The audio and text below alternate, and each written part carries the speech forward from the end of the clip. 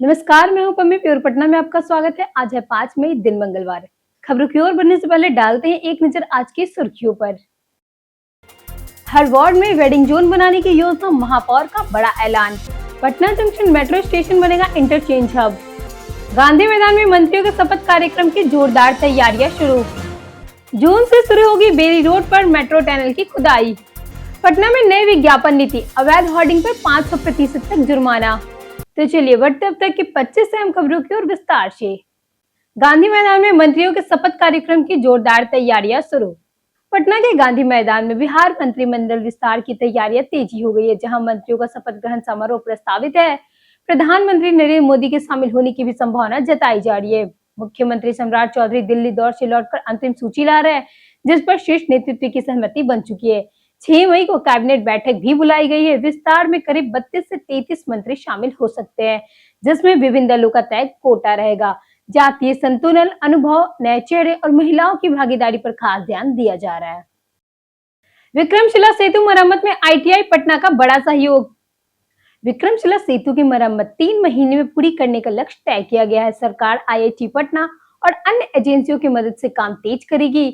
पुल का एक स्पैन गिरने के बाद वैकल्पिक मार्ग के रूप में श्री कृष्णा सिंह सेतु और खगड़िया गंगा पुल का उपयोग करने की सलाह दी गई है। अधिकारियों के अनुसार भारी ट्रैफिक दबाव और पहले की जांच में खामियां सामने आई थी।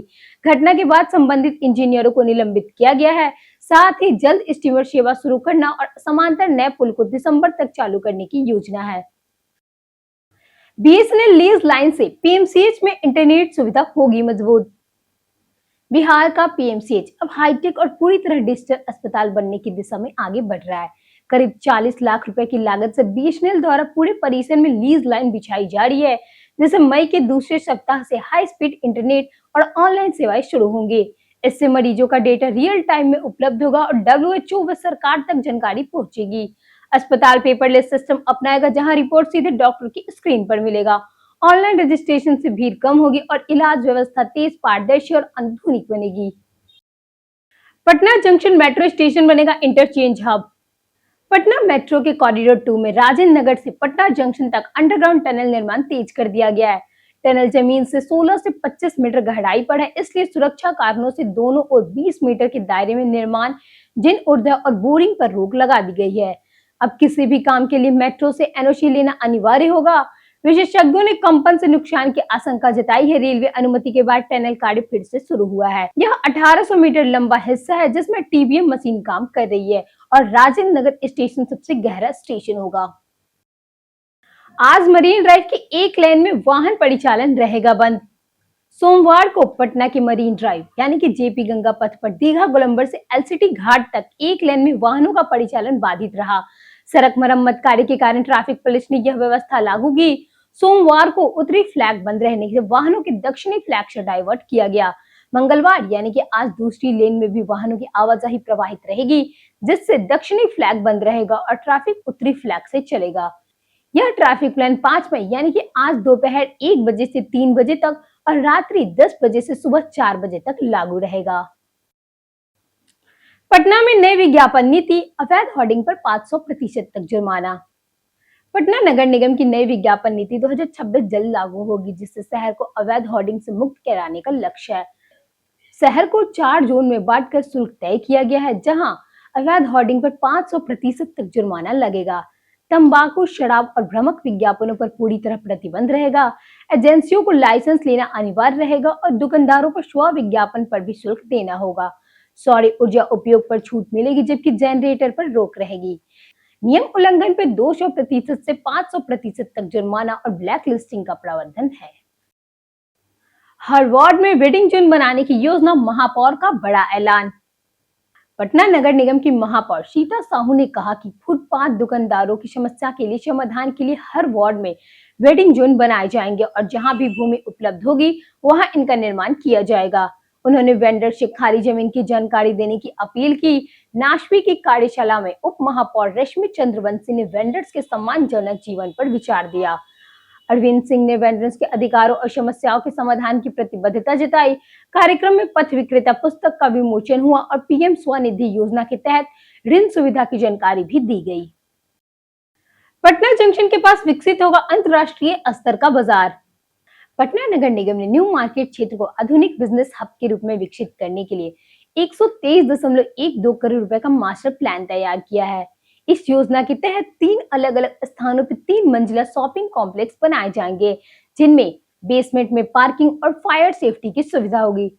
ग्राउंड फ्लोर पर मौजूदा दुकानदार और वेंडर्स रहेंगे, जबकि ऊपरी मंजिल पर रिटेल शॉप्स और फूड कोर्टे रहेंगे। इसका उद्देश्य अतिक्रमण हटाकर व्यवस्थित बाजार बनाना और यात्रियों को बेहतर शॉपिंग अनुभव देना। निर्माण के बाद क्षेत्र में व्यापार, पर्यटन और स्थानीय सुविधाओं में सुधार होगा तथा भीड़-भाड़ कम होगी। एम्स पटना में शुरू होगा बिना चीरफाड़ डिजिटल पोस्टमार्टम सुविधा। एम्स पटना जल्द ही वर्चुअल ऑटोपसी सेवा शुरू करने जा रहा है, जिससे पारंपरिक चीरफाड़ के बिना डिजिटल पोस्टमार्टम सेवा शुरू होगा। इस तकनीक में सिटी स्कैन, एमआरआई और 3D इमेजिंग का उपयोग कर शरीर के अंदरूनी अंगों, हड्डियों और चोटों की सटीक जांच की जाएगी। इससे गोली लगने, जलने जैसे जटिल मामलों से मौत के कारणों का अधिक वैज्ञानिक विश्लेषण संभव होगा। अब तक 1500 से अधिक पारंपरिक पोस्टमार्टम हो चुके हैं, लेकिन डिजिटल तकनीक की उपयोगिता साबित हो चुकी है। यह पहल सटीकता, पारदर्शिता और साक्ष्यों के डिजिटल संरक्षण को बढ़ावा देगी। जून से शुरू होगी बेली रोड पर मेट्रो टनल की खुदाई। पटना मेट्रो परियोजना के तहत बेली रोड पर जून से टनल की खुदाई शुरू होगी, जिसके लिए टीबीएम मशीन लॉन्च की जाएगी। मैनुअल हक स्टेडियम से गांधी मैदान तक टनल निर्माण पूरा हो चुका है और गांधी मैदान से आकाशवाणी तक काम लगभग 90% तक समाप्त हो चुका है। आकाशवाणी से विद्युत भवन, विकास भवन, पटनाचू होते हुए पाटलिपुत्र तक अंडरग्राउंड लाइन जाएगी। आगे एलिवेटेड ट्रैक दानापुर तक बनेगा। रेलवे से एनओसी मिलने के बाद रुका काम फिर से शुरू हुआ। राजेंद्र नगर सबसे गहरा स्टेशन होगा। वर्ष अंत तक पाटलिपुत्र बस टर्मिनल से पटना जंक्शन तक परिचालन शुरू करने का लक्ष्य है। गांधी मैदान में नकली स्टाम्प और नोट संग युवक गिरफ्तार। पटना के गांधी मैदान थाना क्षेत्र में पुलिस के संदिग्ध व्यक्तियों को पकड़कर बड़ी कार्रवाई की। तलाशी में उसके पास से कोषागार की मुहर लगे 1000 रुपए के 11 नोट, स्टाम्प पेपर 500 रुपए के 5 और 100 रुपए का एक मुहर लगा नोट बरामद हुआ। इसके अलावा 17 स्टाम्प और 37 रेवेन्यू टिकट भी जब्त की गई। आरोपी की पहचान नालंदा निवासी अजीत कुमार तलहार के रूप में हुई। पूछताछ में वह जब्त सामग्री के बारे में स्पष्ट जानकारी नहीं दे सका। पुलिस मामले की जांच कर रही है और इन दस्तावेजों की वैधता की पड़ताल जारी है। मोतीझील नहर पर अतिक्रमण मामले में हाईकोर्ट सख्त। पटना हाईकोर्ट ने मोतिहारी की मोतीझील बूढ़ी गंडक नदी से जुड़ी लगभग 11 किलोमीटर लंबी ब्रिटिश कालीन नहर पर अतिक्रमण को गंभीरता से लिया। कोर्ट ने जनहित याचिका पर सुनवाई करते हुए पूर्वी चंपारण के जिला अधिकारी को विस्तृत हल्फनामा दाखिल करने का निर्देश दिया और मोतिहारी नगर निगम को भी पक्षकर्ता बनाने को कहा। याचिकाकर्ताओं ने बताया कि यह नहर शहर की जीवन रेखा है, जो पेयजल आपूर्ति और बाढ़ नियंत्रण में अहम भूमिका निभाती है। बावजूद इसके अतिक्रमण की समस्या पर प्रशासनिक रिपोर्ट लंबित है। अगली सुनवाई गर्मी की छुट्टियों के बाद होगी। पटना में नागरिक फीडबैक से तय होगी शहरों की स्वच्छता रैंकिंग। स्वच्छता सर्वेक्षण 2025-26 में पटना सहित देश भर के नगर निकाय में नागरिक फीडबैक और फील्ड असेसमेंट चल रहा है। इस वर्ष थीम स्वच्छता की नई पहल बढ़ाए हाथ करे सफाई साथ है। पटना को पिछले साल 21वें स्थान और 3 स्टार जीएफसी रेटिंग मिली थी, जबकि टॉप 20 और 5 स्टार रेटिंग की उम्मीद है। निगम ने कचरा प्रबंधन, एसटीपी संचालन, प्लास्टिक प्रतिबंध, होम कंपोस्टिंग और आरआर सेंटर पर काम किया है। मंदिर, नाला, स्मार्ट सुविधाएं और जागरूकता अभियान से सुधार हुआ है। 53 शौचालय, कई क्षेत्र और सेंटर मूल्यांकन भी शामिल है। सिटीजन फीडबैक के अंक भी बढ़ाए गए हैं। पटना में एलपीजी संकट से स्ट्रीट फूड हुआ महंगा।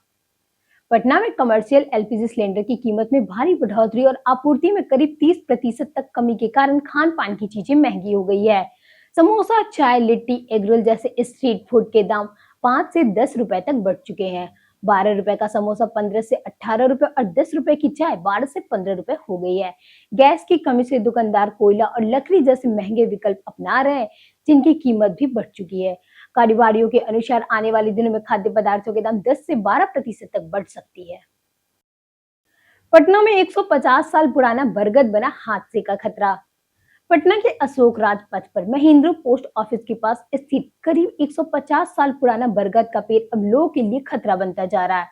इसकी जड़ें दूर तक फैल गई है और कई शाखाएं जमीन की ओर चुकी है। स्थानीय लोगों के अनुसार पेड़ धीरे धीरे एक ओर झुक रहा है, जिससे तेज हवा या आंधी में बड़ा हादसा हो सकता है। इसके बावजूद सुबह शाम यहाँ लोगों की भीड़ लगी रहती है। 65 वर्षीय गणेश कुमार बताते हैं कि यह पीठ पीढ़ियों से यहाँ मौजूद है, लेकिन अब इसकी हालत चिंता का कारण बन गई है। जानिए आज कैसा रहेगा पटना के मौसम का मिजाज। आईएमडी के अनुसार पटना में इन दिनों मौसम बदलता हुआ नजर आएगा। आमतौर पे बादल छाए रहेंगे और कुछ इलाकों में हल्की बारिश या गरज के साथ बौछारें पड़ सकती है। अधिकतम तापमान 34 से 38 डिग्री और न्यूनतम तापमान 24 से 26 डिग्री के बीच रहने की संभावना है। हवा 10 से 15 किलोमीटर प्रति घंटे की रफ्तार से चल सकती है। मौसम में बदलाव के कारण बीच बीच में तेज धूप भी निकल सकती है, इसलिए सावधानी जरूरी है। आज मौसम में हल्का सुधार होगा, बारिश कम होगी, लेकिन उमस भरी गर्मी बन सकती है। पटना संग्रहालय में 100 साल पुराने दुर्लभ वन जीवों की नई गैलरी बनेगी आकर्षण। पटना संग्रहालय का कार्यकलाप अंतिम चरण में है और जल्द ही यहाँ नई टैक्सीडर्मी गैलरी शुरू होगी। ग्राउंड फ्लोर पर बनने वाली इस गैलरी में 100 साल से भी पुराने 200 से अधिक दुर्लभ वन जीवों के संरक्षित अवशेष प्रदर्शित किए जाएंगे, जो टैक्सीडर्मी टेक्निक से अधिक इतने सजीव दिखेंगे कि जीवित प्रतीत होंगे। इसमें बाघ, तेंदुआ, घड़ियाल, बायसन, दुर्लभ पक्षी और तितलियां शामिल होंगे। एक सिर दो शरीर वाले अनोखे जीव भी आकर्षण होंगे। आधुनिक तकनीक से संरक्षण किया गया है। यह गैलरी शिक्षा और वन जीव संरक्षण जागरूकता का महत्वपूर्ण केंद्र बनेगी। महिला आयोग ने कुलपतियों से मांगी आईसीसी रिपोर्ट। बिहार राज्य महिला आयोग ने सभी विश्वविद्यालय के कुलपतियों से आंतरिक शिकायत कमेटी यानी कि आईसीसी की जानकारी मांगी थी, ताकि छात्राओं की सुरक्षा सुनिश्चित की जा सके। आयोग के अनुसार केवल पटना यूनिवर्सिटी ने ही रिपोर्ट भेजी, जबकि बाकी विश्वविद्यालयों ने कोई जवाब नहीं दिया, जिसे असंवेदनशीलता माना गया। आयोग के अध्यक्ष प्रोफेसर अप्सरा ने चेतावनी दी कि इस मामले की गंभीरता से लिया जाएगा और जल्द ही राज्यपाल सैयद अता हसनैन को पत्र भेजा जाएगा। यह पहल विश्वविद्यालय में छात्राओं के लिए सुरक्षित और जवाबदेह माहौल सुनिश्चित करने के उद्देश्य से की गई थी। पटना डेंटल एक्सपर्ट ने बच्चों की सेहत पर दी चेतावनी। पटना डेंटल कॉलेज के दंत विशेषज्ञ डॉक्टर तनोज कुमार ने चेतावनी दी कि बच्चों में बिना चबाए खाना खाने और फास्ट फूड की बढ़ती आदत दांतों की सेहत के लिए खतरनाक है। पिज्जा, बर्गर जैसे मुलायम खाद्य पदार्थ से दांतों का पर्याप्त उपयोग नहीं हो पाता है, जिससे जबड़े का विकास रुक जाता है और दांत टेढ़े मेढ़े निकलने लगते हैं। साथ ही ठीक से ब्रश ना करने पर दांतों पर प्लैक जमता है, जिससे पाइडिया की समस्या बढ़ रही है। इसके लक्षण मसूड़ों में खून, सूजन और मुंह की बदबू जो समस्या रहती ध्यान न देने पर गंभीर हो सकते हैं। पीएमसीएच में छात्रों की सुरक्षा हेतु रविवार को भी चली विशेष कक्षाएं। पटना मेडिकल कॉलेज एवं अस्पताल में नीट यूजी परीक्षा के दौरान छात्रों को सॉल्वर गैंग के आरोप से बचाने के लिए रविवार को भी कक्षाएं आयोजित की गई। एमबीबीएस छात्र और जूनियर डॉक्टर की भी अनिवार्य उपस्थिति सुनिश्चित की गई और दोपहर 2 से 5 बजे तक विशेष कक्षाएं चली। प्राचार्य प्रोफेसर एनपी सिंह ने स्वयं निगरानी की। 97% उपस्थिति दर्ज हुई, जबकि अनुपस्थित छात्र से मेडिकल प्रमाण, लोकेशन और प्राचार्य मांगा गया। पूर्व विवादों को देखते हुए राष्ट्रीय चिकित्सा आयोग ने निर्देश पर यह कदम उठाया, ताकि छात्रों की सुरक्षा और संस्थानों की प्रतिष्ठा बनी रहे। चमकदार पीले केले खरीदने से पहले जान लीजिए जरूरी बातें। बाजार में मिलने वाले केले 3 तरीकों से पकाए जाते हैं: पारंपरिक, केमिकल और रीपैनिंग चैम्बर। पारंपरिक तरीके से धीमा लेकिन सुरक्षित होता है, जबकि केमिकल से पकाना सबसे खतरनाक माना जाता है, क्योंकि इसमें कार्बोहाइड्रेट जैसे पदार्थ इस्तेमाल होते हैं जो सेहत को नुकसान पहुंचा सकते हैं।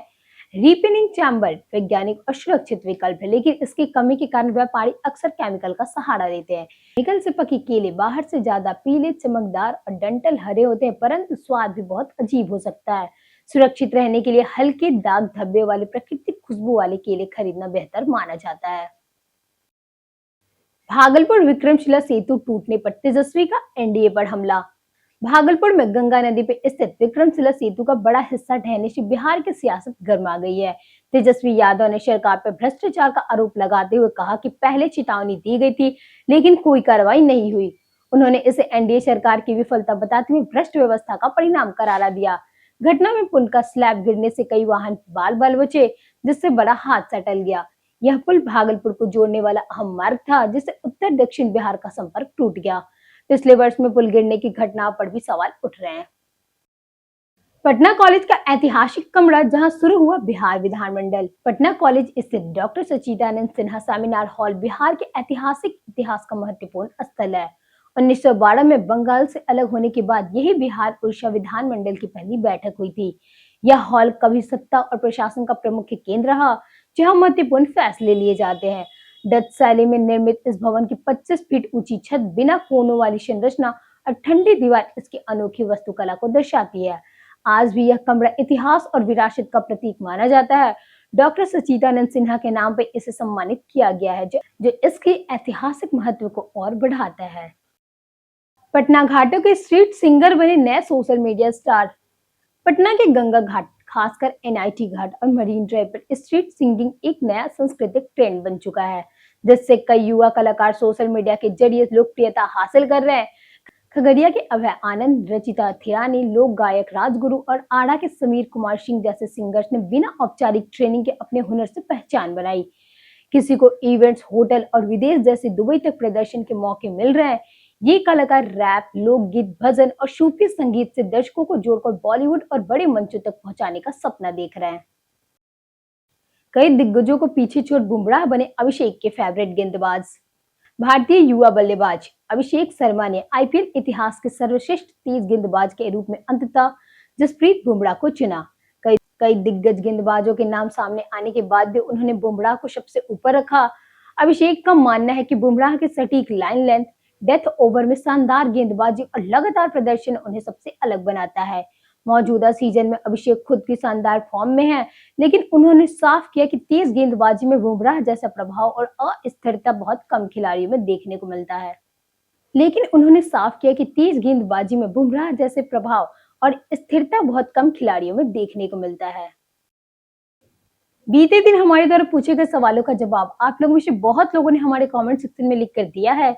जिन्होंने हमारे द्वारा पूछे गए सवालों के जवाब दिए हैं उनके नाम है जामिल अख्तर, दयानंद सिंह, अमरजीत कुमार, संजीव कुमार, राकेश कुमार, चंदन कुमार और अनूप कुमार। इसी के साथ बढ़ते हैं आज के सवाल की। आज का सवाल है, पटना में शिक्षा व्यवस्था को लेकर आप कितने संतुष्ट हैं?